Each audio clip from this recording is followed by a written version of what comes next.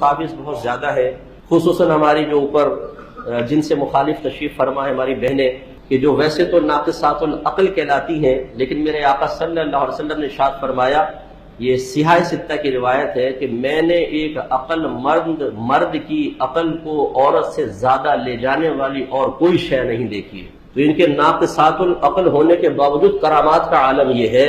اگر یہ کامل العقل ہوتی تو حضرت کیا ہوتا؟ تو یہ ناقصات العقل اس اعتبار سے نہیں ہے کہ ان کی عقل میں کمی اور قصور ہے، یہ بھی یاد رکھیے گا۔ ہماری بہنیں اکثر آپ دیکھیں گے، آپ کے لڑکا اور لڑکی گھر میں دیکھیں، آپ کے اگر بیٹا بیٹی ہے، بیٹی زیادہ ذہین ہوگی، لڑکا عموماً غبی ہوتا ہے۔ اصل میں ان کے جو باطنی تقاضے ہیں وہ اکثر غالب آ جاتے ہیں، ان کی عقل پر غالب آ جاتے ہیں، ان کے شعور پر غالب آ جاتے ہیں، اور یہ اپنے باطنی تقاضوں سے فیصلہ کرتی ہیں، اس وجہ سے تھوڑی سی خرابی پیدا ہو جاتی ہے۔ ابھی جیسے یہ بل آ گیا کہ اگر کوئی شوہر اپنی بیوی کو مارے گا تو 2 دن کے لیے اس کو گھر سے باہر نکالیں گے، اس کے ہاتھ میں کڑا ڈال دیا جائے گا۔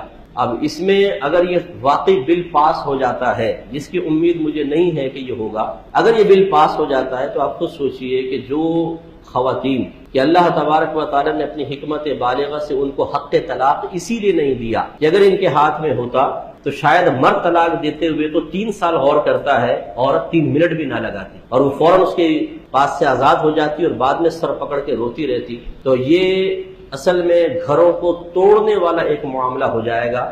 اس لیے کہ آپ خود سوچئے کہ جو عورت شکایت کر کے اپنے شوہر کو جیل میں بند کروا دے، اسے گھر سے باہر نکلوا دے، کیا اس کے بعد شوہر کے دل میں اس کی محبت باقی رہے گی؟ کوئی قائم رہے گا؟ نہیں رہے گا۔